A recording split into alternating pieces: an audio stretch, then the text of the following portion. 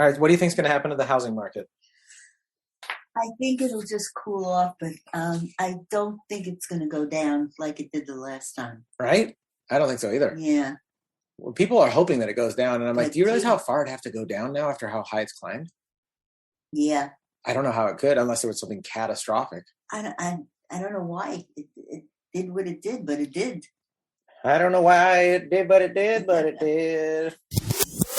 Shefsky here, and welcome to Fantasy House. This is the world's #1 make-believe real estate podcast. I love doing this show because every week we get to go on a guided tour through a different person's imaginary dream home. They're always pushing the limits with mind-blowing houses and weird technologies and magic and all that cool stuff. They make weird, unique rooms. And, I ask them, I'm like, hey, could you come up with appliances and technologies that we don't even have so they can solve your very unique problems? People do that. And really it's just good old-fashioned creativity and silliness. Fantasy House podcast is NSFW. It's not safe for work, although we're super Mr. Rogers inspired. It's a lot more of an adult Mr. Rogers experience. So it's raw, it's honest. We talk about sex, drugs, people's bathroom habits. Sometimes people take us to dark places, and we're all about authenticity and really reigniting that carefree, playful spirit we had when we were 4 or 5 years old. Just fearless exploring of our imaginations and ourselves. You remember that? I love that. I feel like we need that as adults too, and that's what I want to facilitate with Fantasy House. I want to inspire people to explore that again, get that feeling, that little fire lit inside for story time and imaginary make-believe time, and just being ourselves.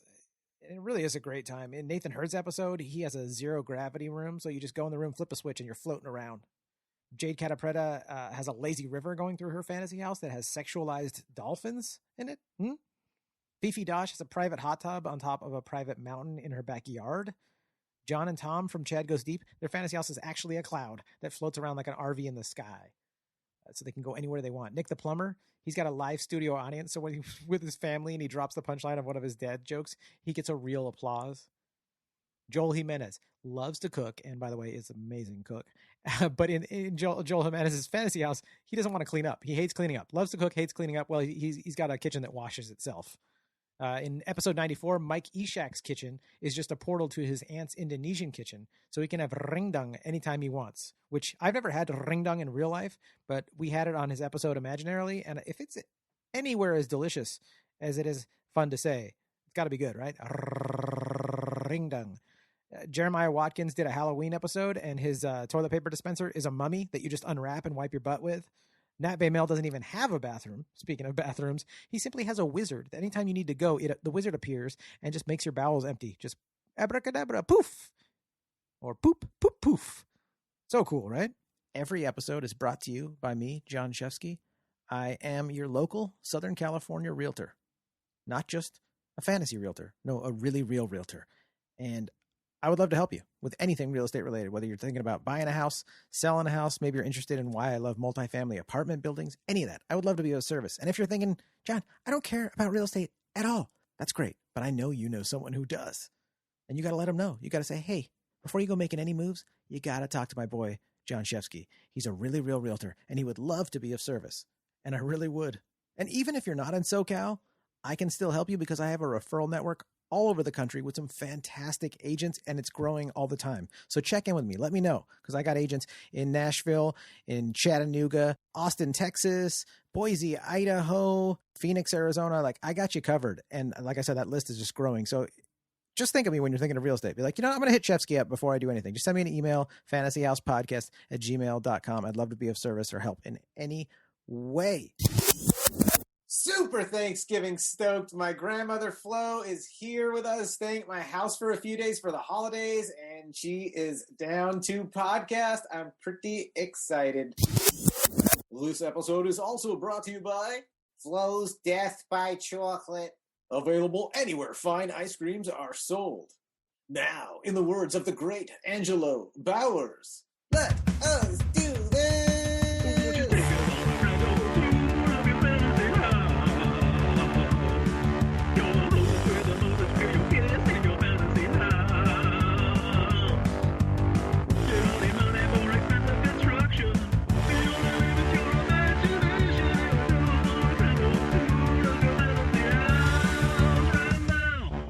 We came to California, and I was advised to wait Yeah. by some people in my office so that prices would come down, but they never They did. never, you still waiting? Oh my God, Thank Grandma. God. That's the funniest thing. We bought a house and we were able to buy a house. We were able to afford, homes. And then the last house we paid cash for because of the housing prices, but they were great. I mean, this was like either the last house you mean like when you guys left Chino Hills and you moved to Arizona. Yeah, because you sold your house. You made enough on it in was it in the 90s, Grandma? What happened? What? When you guys moved to Arizona? Yeah, we moved in there in 1999. Yeah. Yeah. Can I use that story though when one of my clients are telling me that they want to time the market and that they're just going to wait for it to crash? I'll say, well, my grandma's boss told her in 1963 that to wait because the prices are going to come down. They still haven't. That's right. No, I mean, that's the best thing I ever heard. We came and we paid $73,500 for the Cerritos house, and then. And at that time, did you think that was a lot of money, Grandma? Well, I wish I could buy a house for $73,000. Yeah. And then we went to Walnut and we sold the Cerritos house for $222. Oh yeah! In one day. Oh my God! In one day, Grandma, it sold. You guys took off. Yeah. Oh yeah. It was, but I mean, I think you talk about bitcoins, housing, real estate. That's where you're making money. Oh wow, Grandma! I had no idea this conversation was going to come wrap around like this from Bitcoin to profit. I feel very similar. I mean, I like my first love for this stuff is definitely. I mean, real estate is so primal to me. Kamel's dad, when he was still alive, God love him, he told me that he didn't even invest in the stock market. He's like, Johnny, real estate, it's real. It actually is real. That's it. And I believed him right away because I believed everything that man said because he was just that kind of guy. But I agree with you, Grandma. It is about houses in a lot of ways. I do like the diversification, and I do like cryptocurrencies and stocks and whatever else, because I think that if you have the pie chart mentality with your finances, whether you have $100 to yourself or you have $1 million, it should be divvied up, because that's how you, what do you call it? I forgot what the word is for it, but that's how you mitigate risk, is that you go like, well, if that market goes down, chances are the investments in this one, you should, but I think real estate is the most important one. I do. It just sounds like but not everybody wants a house. No, but even if you don't want a house, I mean, I have a friend that's like, I love the place I rent and it's cheap and I love it and blah, blah, blah. And then, it's like, well, you could still invest some of your paycheck into real estate that you don't physically have to own the house yourself. You can invest with a group, the syndication. There's all kinds of things. But, real estate and the stock market and, and some cash. Yeah. And who knows about the market? No, you don't know. I mean, everything. I think the pandemic definitely put me on a reminder, a spiritual reminder that no one's in control. Right. Even the way you think as a child, you feel entitled to everything working out, and then you get older, you're like, I don't know if you're entitled to anything as a human being in this reality. Well, that's what happened with Hillary. Yeah, right. It doesn't with Hillary. We getting political, Grandma? No, I don't. I'm saying entitled to things like safety, or entitled to. I mean, obviously from our people's ancestry, with the Holocaust that we've endured and all the craziness, and that you could say most of humanity, right? Even every culture, the whites, you had the Celtics and the pagans. I mean, they had their own Holocaust. The Native Americans, every country you can think of, like people have just been through atrocities. Look what the Irish went through. Yeah.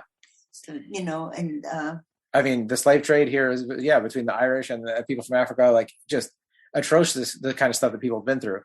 So trying to time a market to bring it back around, and trying to time real estate, or saying even diversifying, you don't know any market's going to be here. The only thing to do is not panic.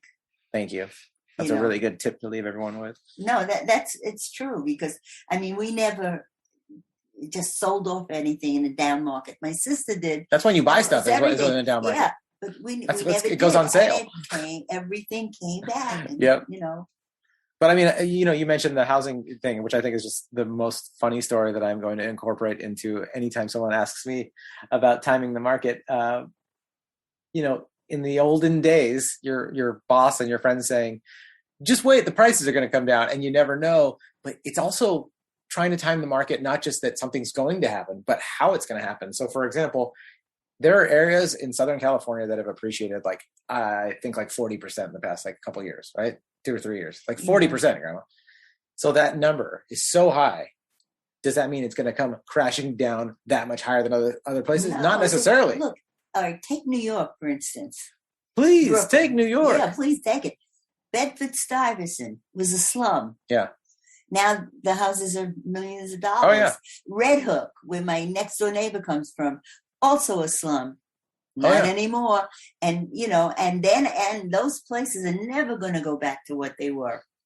I tried to tell one of my friends who's like, it's going to crash so hard. And I told him, I said, if it's going to crash 30% so that you get a 2019 price on a California home, if it's going to crash 30%, you're probably going to have such bigger problems to worry about than buying your house. Yes. The interest rates are probably going to go somewhere different. Who knows if if the economy crashed for long enough for you to actually go through escrow and buy a house at 30% cheaper. It's not going to happen that day that you're going to be able to buy your house with that crazy deal, right? It's going to be within 2 weeks, 2 months. So something happening where the market crashes 30% for 2 months, hypothetically, we could be in spots where, you're worried about your food supply. You're worried about your safety. You're not going to be able to get a loan from the bank.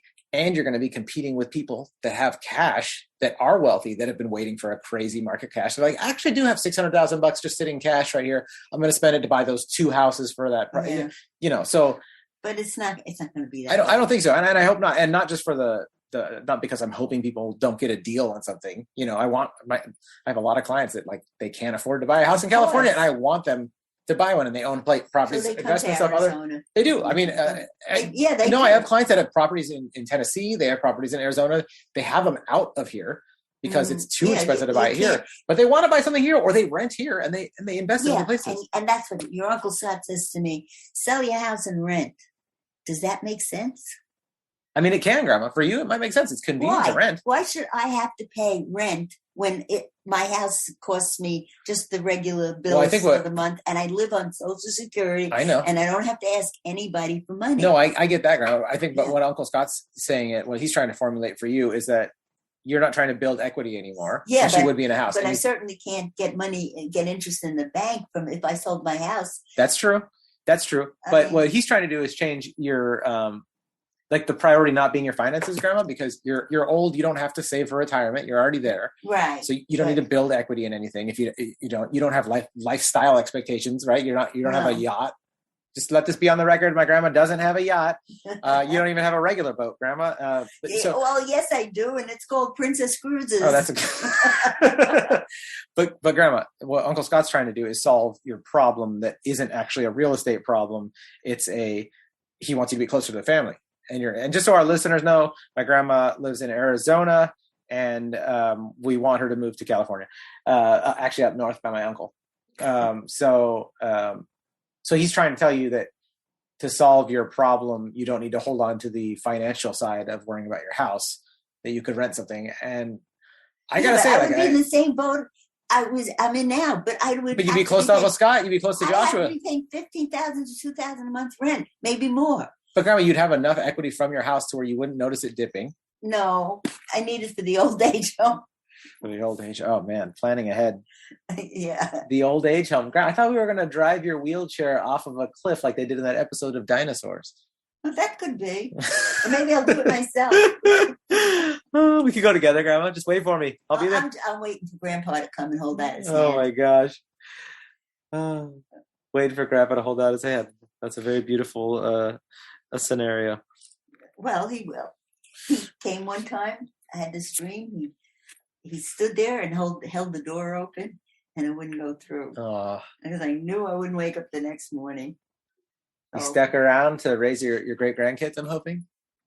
No, listen, hey, I just feel terrible that he never got to see them. And when you called that day and said Liz was pregnant, with the Isaac, and I tried to tell him, I couldn't get through to him. Yeah.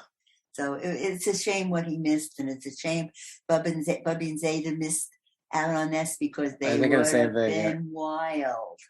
But we were also lucky to have everyone here that long. I mean, think of speaking of Grandpa, think of Grandpa's dad died at 28. He got cancer at 28.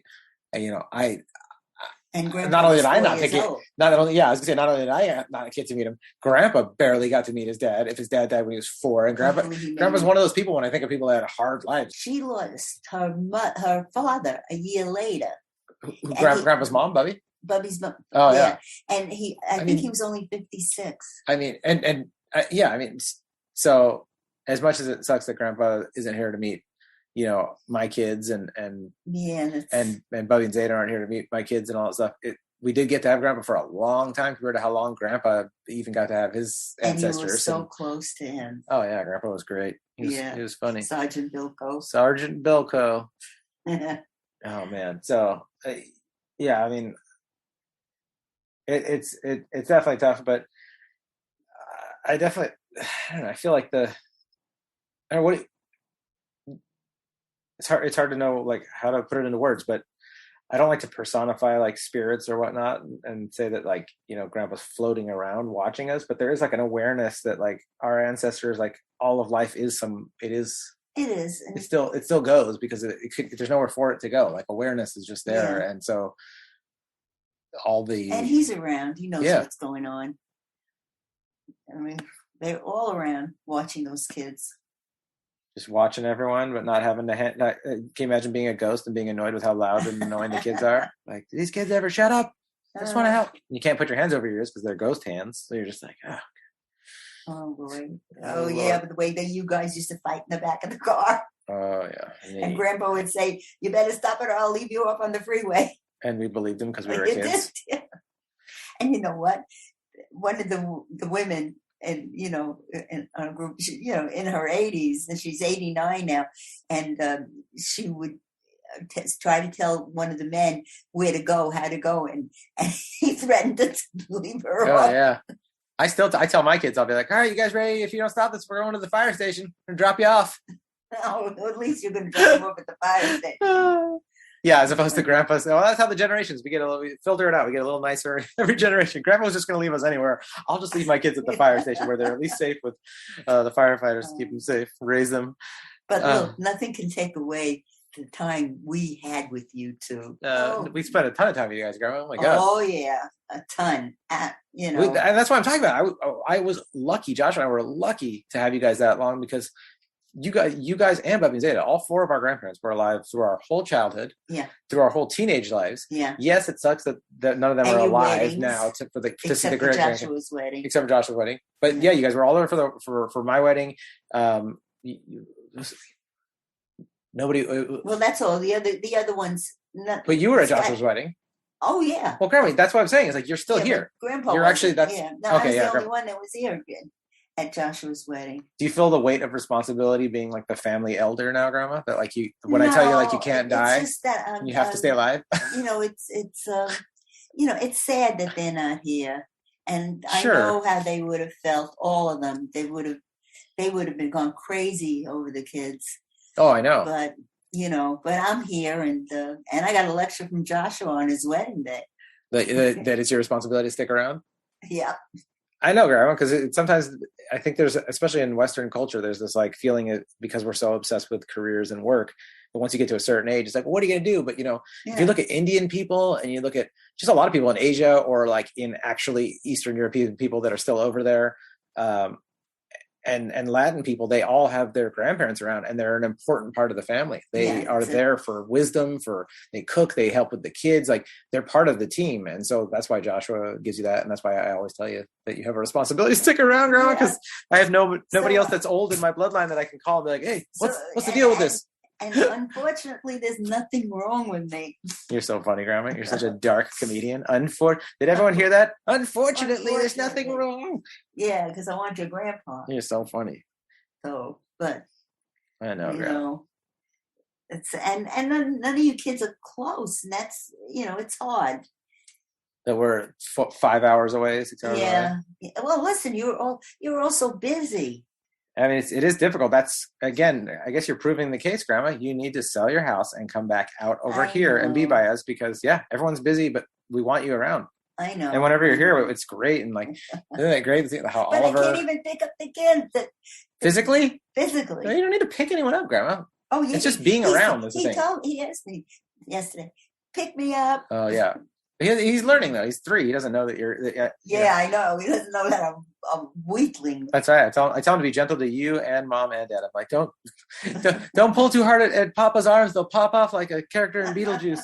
Well, it's true. You can't pull an arm out of place. He pulls his arm out of the socket. That little one. Oh yeah, he's a little butterball. He's the fat German. He wants to know everything. Why this? What this? That's awesome. That's the natural curiosity. Yeah. Kids are philosophers, scientists. But he's not shy about asking. No, not at all. Not at all.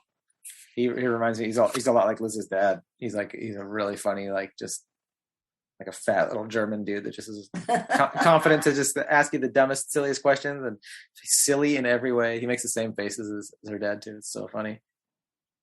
Oh my God. Yeah. But I'm so glad that you're around, Grandma, and they get to see you. And as they're getting older, they're asking about you. And I was telling them, oh, great grandma's coming, and they're like, Grandma's coming, and they're all excited about it. And then but they decided this time that they like me. Well, they just they're so young, Grandma. There's some of them they're slow to warm. It takes them a time to like be like, what's your deal? And they don't have any social like skills like adults do. Where it's like, of course not. Just have manners, and eventually, you'll probably like that person. Instead, at their age, they're like, I don't like you. Do you have any candy? Okay, I like you. Like, yeah, but Isaac says that I'm not family because I don't live here. What a little asshole! So funny. Grandma. So, if you had to design a fantasy house, like in a magical world, like with any technology you want, any kind of magic you want, basically anything your heart desires, the way you could design the house, the shape of it. You always were the cook of the family when we were kids. You would always make all this food, and how to do all the stuff. Your way around the kitchen, as we call it. What I say? That's someone who knows their way around the kitchen. I imagine what your fantasy house would be like. And you and Grandpa always had great taste too. And I think you were the only one in our family that really did like notice like interior design, like you would coordinate stuff, Yeah. Like Bubby and Zeta were good at like their own like old Jewish people style, but which is great. I mean, I loved their house and grew up enjoying it. But you and Grandpa always had like taste, like, you know what I mean? You would know like, oh, that carpet goes with that. You wouldn't just pick the thing you'd pick stuff like with intention, and which I love that. And I still love the anybody colors. Who comes into the house, I say, your house is beautiful. Yeah. One realtor, he calls me up, well, he says, your house is not stunning. I said, oh, Give me his number, Grandma. I'd love to call him. Everybody comes in here and says, oh, how beautiful. I'd love to give me his number. I'd love to call him. Hey, you son of a bitch. Call him my grandma and tell her she doesn't have a stunning house. He comes back to look. He ain't getting the list. Oh, God, that's so funny. Oh, God. But no, a home was very important to us. Yeah. And you were part of it. I love it. I mean, I still am fond of like the sky blue colors that you have. I mean, Joshua painted the downstairs office is painted that color. Yeah. And I was like, oh, it's like Grandma and Grandpa's house, like perfect. And you guys would have just cool, like mid-century, like your chairs, like the spinny chairs that was it velour on top or whatever, like just really cool stuff like that. And to me, that stuff is so important because it's an atmosphere. When I was a kid, and speaking of hanging out with you guys, when we go to Disneyland, when you're a kid, you're in awe because it's something weird to be taken out of like one zone and into another zone. It makes you feel different. The sounds, the smells, the textures, and the light. But when we took you to Disneyland, you got scared. Oh yeah, I'm sure. Because they turned the lights on and I think the water on, and we had to leave that, Oh my God. Wait, you had to leave Disneyland because of me getting scared? Well, not this, but we had to leave that exhibit. Oh, that's right. That sounds like me still. Oh, God, I still can't even go into a horror movie in the we theater. We go there because we couldn't get in before 6:00, and you would stand there and say, I waited long enough. I said that? Yes, you did. That sounds exactly like Oliver. Oliver would say that. I waited long enough. He has this thing where he comes up to us and he goes, and we'll be like, all right, that's it. It's time to go, or it's time for dinner, or it's time for a bath, whatever it is. He'll just say, just give me one. He holds up his finger too, and he'll squint and he'll be like, just one more minute. Just one. He's such a little funny salesperson. Oh, you just reminded me of that. They're so cute. But what I was getting at though, Grandma, is that with your house, you guys you were able to do stuff in whatever houses you lived in. You would have like, it would feel like something like, and there's something about the cohesiveness of like how you hung up the stuff on the wall, where you left space, where you didn't. And I always love that. So I have this, imagination of like what your fantasy house would look like. But well, my house is only missing one thing. I know what you're going to say. So, but that's it. But otherwise, I haven't changed a thing. It's only missing one thing, Grandma. Yep. You know what that is, or who that is. Are you gonna make me say it? You're the guest on the show, I Grandma. say it. We're only missing your grandpa. That's it. Yeah. And he loved that house. He did, and he I mean, yeah, he did. He loved it. You guys loved every house he lived in, though, Grandma. You treated them all great. One time he wanted, we were in New Zealand. Yeah. So he wanted to move to New Zealand. So I said, you'll be too far from everybody. I said, how about Arizona? Okay. New Zealand or Arizona? He just wanted me to stop working, that's all. I mean, Which if I would have been in California, I'd still be working. I mean, you worked your whole career. Yeah, but I liked it. What was your day-to-day life like, Grandma? You were administrative assistant? No. I worked for one lawyer. It was Bob. But Bob, yeah. I know Bob. And, I did a lot of stuff. I even sometimes interviewed clients. Yeah. And sometimes I did tax returns and, I did a lot. You're like a paralegal, like a business, what do you call it? I never was a paralegal. But no, but I mean, like, that's kind of like what that's like. You just did. Yeah, I did it. And when I left one time, I spoke to his son, who I raised in the office. Yeah. And I said, how is Sandy, the new one, working out? He said, oh, she's all right. He says, but my dad doesn't want anybody but you. Oh, yeah. Well, how long did you work for him? 22 years. Oh, my gosh, yeah. Once you have a team like that, you just... And you came to the office, too? I remember. Yeah, and he gave you $1. Oh, my God, that's so funny. He's the one who got me hooked on money. That guy gave me $1. That's so funny. And then Grandpa worked at, was it Smith? Was that the name of the company? Yeah, Smith Tool. Smith Tool. Forklift driving Grandpa. Every time I see a forklift, I think of Grandpa. That's for damn sure. Yeah. Well, he was ready to go back that first week. Yeah. He said, because I was in the pool. We lived in, an apartment and they had a pool there. Yeah. And I was in the pool. And when I came up, he says, I'm going to go back. He says, would you stay? You're having a good time. And I said, no, if you go back, I go back. What? But whoa. Go back from where? Go back to New York because he was working and his arm was killing him from that forklift. Oh, from doing the steering thing that you whatever, do? Yeah. Oh, yeah. And then he got used to it and he loved it. Because he would be giving everybody work and. So let's imagine your fantasy house. It's got that one thing. It's got Grandpa in it. And he's got a fun little forklift toy to mess around on. I can imagine that at the fantasy house. Grandpa driving a forklift around in a small little like a tiny like. And I'd like my dogs back. Oh my God, Grandma! The title of this episode is going to be Grandma's House of it's like an Edgar Allan Poe thing. It's because all of the loved ones that you've lost are all living at this house. Yeah. You want your dogs back there, Grandma? Yep. I want my Tabitha. I remember Tabitha. Everybody remembers. She used to bite me. I remember when she bit through my foot when I was a little kid, and everyone freaked out. Oh God, she was impossible. She was one month. I had 3 dogs and 1 monster.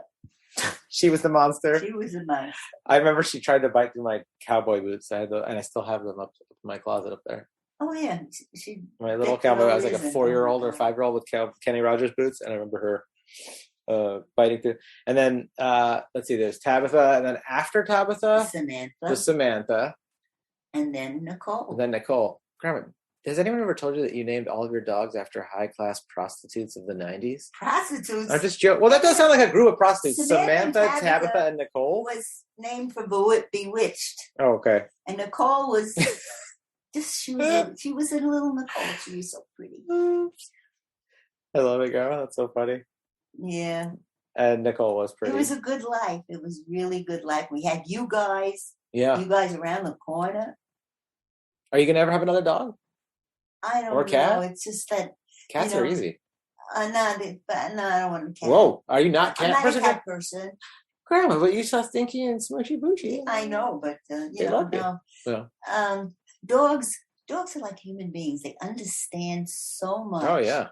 And they really, You realize the cats are here when you say that right now. They're like, Bridget, one time, I had an argument with Grandpa before he went to work. Yeah. We always argued about where we would live because, and I lay down on the bed crying, and the dog comes over and she's like, don't cry, I'm here, It's, a That's cat so won't sweet. do that. No, they will. Oh my gosh. No. They will. Oh, Bushi does that. I mean, after when we got married, I had like an anxiety attack just because it was like a big life experience, Yeah. and I was sitting there in our apartment going through all the cards people had given us, like the gifts, and I think they gave us, like, we ended up with like $2,000 or $3,000, and people just get, here's $200 here, 100, you know what I mean? It was like an overwhelming feeling of like all these people like doing that was like kind of like, oh my goodness, like you just don't even, you don't even know what to say because people are doing that to you, and you're like, it's like a thankful feeling and like I feeling indebted, and it's like crazy that my life's going by, like, oh my God, I'm getting married. Like I feel like I was just a little boy, like,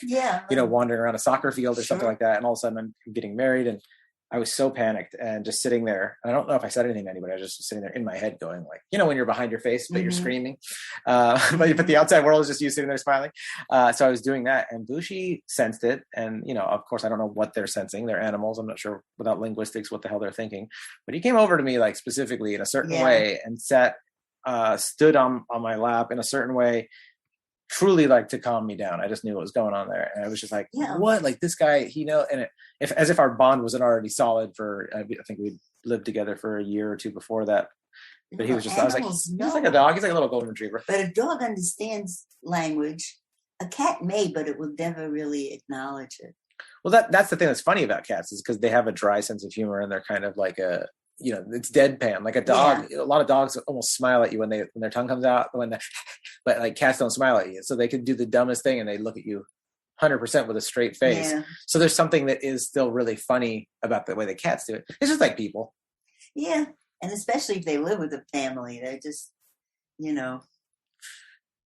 I love them both. I don't know, Grandma, but for you, if you wouldn't have another dog, or if you wouldn't have another cat, would you have another dog? I would like to, but 8:00 I fall asleep on the couch, and I get up at 10 to go to bed, and so I don't have to go out and when I'm half asleep and walk a dog. Oh, you mean like potty training for them and go for a walk? Oh, okay. And training is not easy. I mean, Bridget, my poodle, who you didn't know, but I know of. I remember Bridget. Easy also to another train. another high class prostitute name.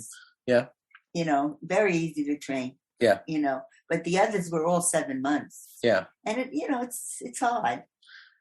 Yeah, that's I'm sure I'll get another dog at some point as well. And that's something that comes across my mind. We're like, would I go to the pound and get something that's a little bit older, already trained, or would I get You could get a rescue dog. I know. Which is trained. Which is already trained.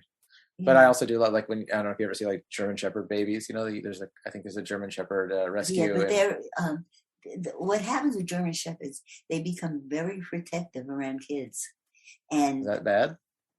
Because I remember my sister's, she didn't let anybody near those kids, and she was, growling and. Oh, like it might hurt other kids. Oh, I see. Yeah. But I mean, like, we have some people that have German Shepherds in our family that, or like German Shepherd lab mixes, or lab is supposed to be a very good dog. Oh, they are. They are. And so if you have a mix of that and German Shepherd, those are really good. Talking about big ones, Liz's parents' dog Harry was a German Shepherd lab mix, or a golden.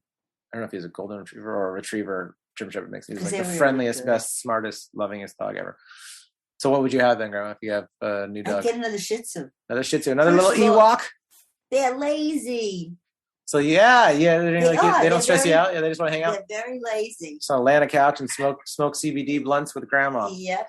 All right, Grandma. So you've got all of your dogs throughout your life wandering around this house. Grandpa's there driving around a forklift in his little not in the house. No, he'll have the house will have like a mini warehouse, like the size of maybe 3,000 square feet warehouse that he can just drive the forklift around. Mm-hmm. And he can also build his little model ships. No, that he must do. Forget about the forklift. He would rather just the models. Model ships, Grandpa building. What would you have, Grandma? What would be your fun? Me? Would you have just a killer kitchen? I feel like you'd have an awesome kitchen if you had a fantasy house. Well, see, you can't tell me right now. I've given up cooking because it's very hard to cook for one. That's what I'm saying, Grandma. You need some weed. Yeah, you just need to get stoned in Arizona, and you'll be cooking by yourself. I don't know what I like to travel. That's about what I like to do. So I like the cruises. They're good for lazy people. So if you had a fantasy house, it could be connected to a port. Yeah, They have private port. with a cruise ship that could take you Yeah. anywhere, however you want. Yeah. And you'd have the king and queen suite. Yep. The presidential suite for Grandma going anywhere. Okay, where would you go on your first cruise, Grandma, if you could go on right now? Oh, let's see. I went to Greece a couple of years ago. Was that the last one you went to? Yeah. But I went with my friends. Yeah. You know, it was a little different. Yeah. But was that the first cruise without Grandpa? Huh? Was that the first cruise without Grandpa? Oh yeah. Yeah. But I was going to go to Antarctica with my brother. So, you know, I called the agent, and I was going to book it. Yeah. And a friend of his who we were on a cruise with, her husband died, and she was going to go with me. Yeah. So, you know, then I decided I'd have to go to Buenos Aires. Coming home. Yeah. I'd have to go to Buenos Aires. Okay. Fly back, make a stop, and I don't know if, you know, I would have to change planes or anything. And, you know, it's at least a 13-hour flight. Yeah. And then I have to come back and get bags and go looking for the car and all that and stuff. And I fall into that. I don't know if I could take it. Did you sound like me, Grandma? Sometimes some of these things have so many steps to them that I was like, I'm just not even going to do it. We'll just all you got to do to make this is just these 25 steps. Like, yeah, I got to go. Yeah, no, but usually it would be nothing. But now, you know, I don't know. I think it would be too much. So I decided, you know, not to go. And a few days later, they canceled the cruise. They canceled. Was this during the pandemic or when the pandemic started? Not too long ago. Oh, okay. A few months ago. So, but in your fantasy world, where would you go on this next cruise then? And imagine that's not inconvenient. I would go to Antarctica. All right. So, you know, I always wanted to see that. Yeah, that sounds awesome. Yeah, it does. It is. So, is there another company that has an Antarctica trip that's not as much of a pain in the butt to go on? Well, no, the traveling, it's too much because you're coming back from there. You know, it's especially alone. Yeah. There's no way around it being a pain in the ass, basically. No, that's... Well, in the fantasy world, you get to go to Antarctica on this cruise ship that's parked outside. I get my energy back. That's right. Everyone's got a caffeine drip in Grandma's fantasy world. We've all got the energy. Grandma, I have energy and I don't like hassles. So when it gets too hassly, I'm just like, juice is really called the juice is not worth the squeeze sometimes, you know. And I feel you. So it's not just you, Grandma. Man, it's such a cool fantasy house. Okay, so just for the last thing, Grandma, before we exit your fantasy house, imagine that you were back in the kitchen cooking for this fantasy house, for this episode, like we were filming it like a TV show, like a Lifestyles of the Rich and Famous, where you're like inviting me as the host into your house. Like it's your grandson's here with the film crew and you are sitting in your fantasy house and you're going to make us a meal in your fantasy kitchen. And it could be any meal, anything you want for you and me to eat, like on screen on the show. What would it be? How about shrimp with sausage? Shrimp with sausage sounds delicious. It is. That sounds great. Is it just the shrimp and sausage, or does it have like vegetables with it, or how do you make that? Oh, how does one prepare? It's really easy. I get the roller sausage. Yeah. And and frozen shrimp. Yeah. And you brown the sausage, then you put in the shrimp. No, you don't put in the shrimp. Right? You put in tomatoes. Cut up diced tomatoes. Yeah. And a little bit of water. I forgot already. And you let that cook for a while, and then you put the shrimp in. And just and the shrimp soaks up all the flavor of the sausage? Yeah, the shrimp is already really cooked. It just has to heat up. Yeah. So, I mean, it's a delicious dish, and it's not, That sounds good for you, too. Low carb, high protein, high flavor. Or you could have linguine with it, I guess, if you wanted to. But I would just have it in a bowl. Oh, no, I made rice with it. Rice? Okay. Serve it over rice if you want. Oh, well, if for those of you not watching your carbs, serve it over rice. Oh, Flo's linguine and shrimp. Oh, my gosh. Grandma.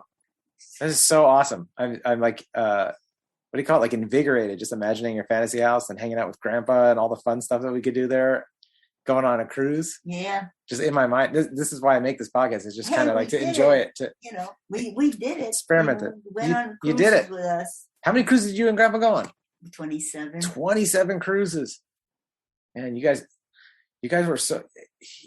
I guess if we're going to leave this podcast, I mean, so many things to end this on, but like you had even mentioned like how hard it is for young people to buy a house today, right? Yeah. And I know the economy is different than it was when you were young, but you and Grandpa didn't have it easy. You had both what we consider like jobs that were like not high paying, fancy jobs, right? And you guys were smart with your money. You didn't waste money on anything. I remember you guys were super frugal when I was a kid.